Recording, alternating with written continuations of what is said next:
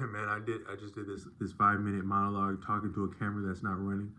But what I was trying to finish with the previous video, and I wanted to say that so I was saying that there's been a couple of times in life, and it might be similar for someone watching this, where people who know you, who are actually perceptive people, people who really actually know you and have an interest in you and are somewhat invested in you, sometimes they can point out something about you that it doesn't have a lot of meaning when they point it out to you, but it does actually have meaning into maybe who you are and what may be some of your purpose in this life. And I don't mean that as though your purpose is given to you, but actually what what choice you have in manifesting here, and your choices within your manifestation while here upon the earth.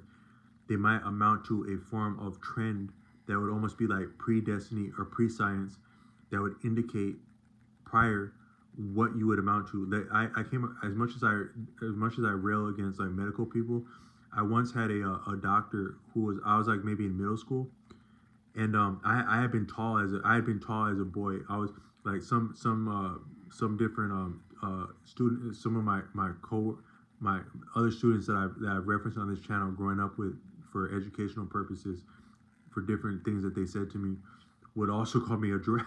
I said that different for educational would call me a giraffe.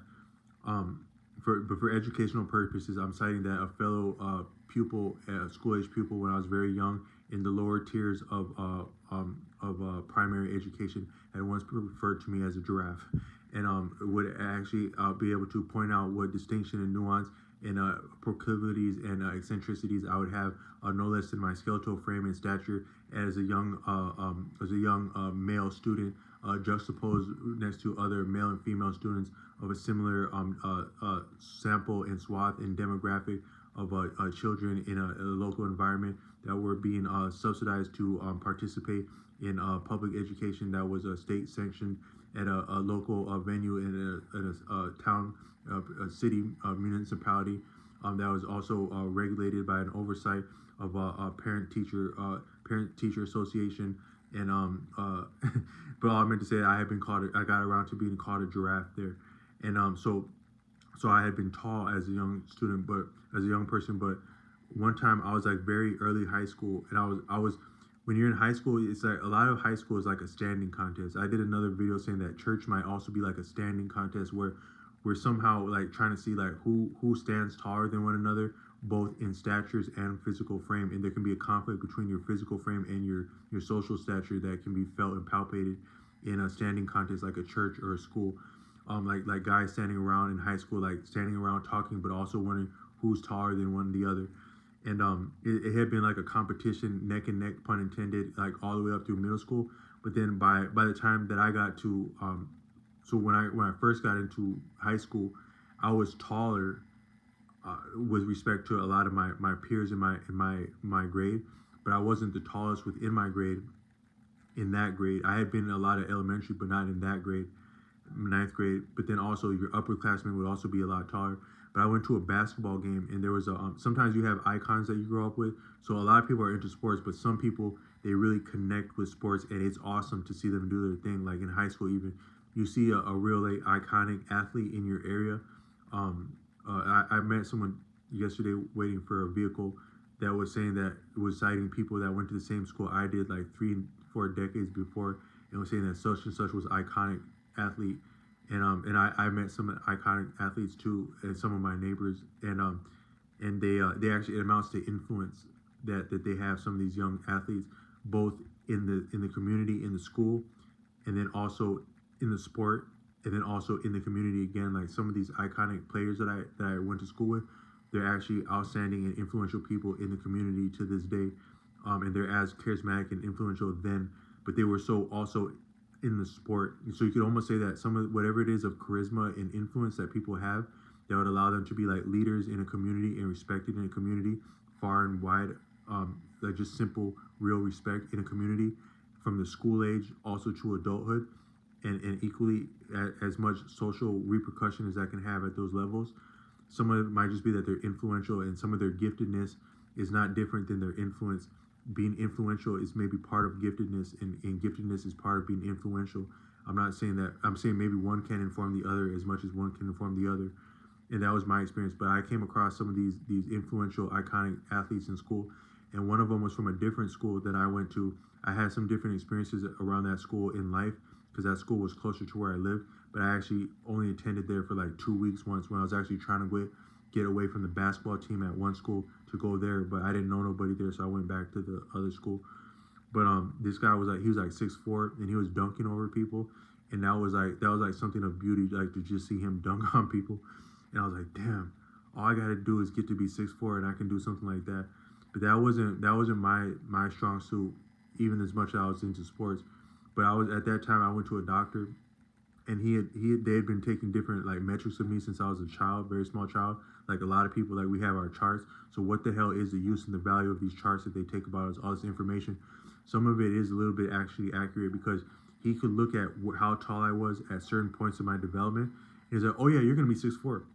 I was like, I'm gonna be 6'4". He's like, yep, yeah. So you can see like right here, right there, and then by the time that you get done to you're likely gonna round off like right about 6'4". Yep, like that. Matter of fact, I was like, he meant it. He wasn't like trying to prop me. Like, yeah, you're about to be 6'4", man. I can tell just by looking at your numbers.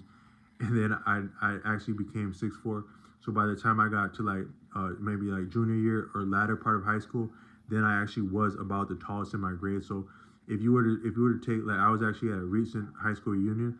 If you were to take all the members of my graduating class and you stand us up back to back, there was like one guy there. He was the tallest, and he was also a basketball player, but he would shoot a lot of threes. Like even back then in high school when he was on the team. And they're like, man, what's this dude shooting all these threes about? Like, this dude's tall as hell. Why is he shooting threes? That actually hit me too because I was a little bit of a sharpshooter. But he was really tall in high school. But when I saw him now, he's not that much taller than me. He's like he's clearly taller than me, but not by very much. Like you would be like, oh yeah, there's a couple of tall guys there. Like as adults, he doesn't actually stand very much taller than me, and he's the tallest in the grade. So I would imagine my graduating class was. Not everyone is still with us from that class, but of the entire class that's still with us, and then especially of the class that would actually deign to set foot at a reunion.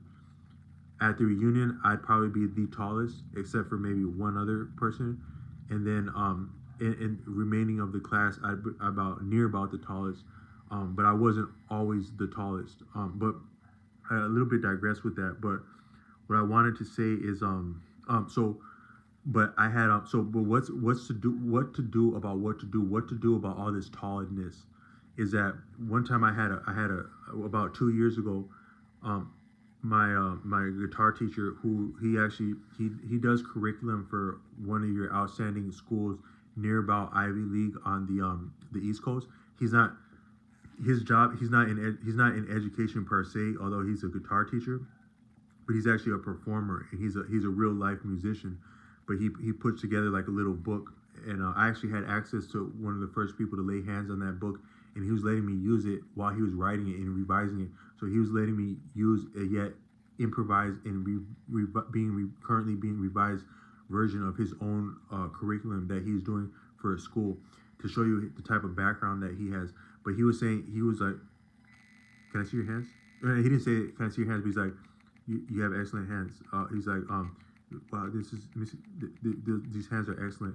And I didn't know what that meant back then. And then when I had been younger before that, my mom would say something similar about the piano. She'd say, oh, you have such beautiful hands. You really have great hands for the piano. My mom would tell me that. And I didn't know what that meant. But now that I actually play guitar, like with some of that guy's teaching, I can see what it means and what a blessing it is to be dexterous, but also have a little bit longer fingers where I can actually, like some of these videos I got on this channel, I can actually play melodies and licks that you couldn't reach without the larger bone structure, at least on my guitar. And that's an example of how people can point out things about you that are really who you are and what you may be able to experience and give back to this life. But another one for me had been perceiving things in people. So my mother had said that, and some community people had said that you can perceive things in people. But I could also perceive bullshit my whole life, but I could also feel people's energy. So from a young age, I would engage a lot of, like, there's a mixed martial artist that say, these bullshit people. Khabib would say, like, these bullshit people. I could see these bullshit people as a child and to the present day, but I was outgoing because I would engage people's energy. And all I meant to say is that sometimes you have to get all the way back to who you had been as young.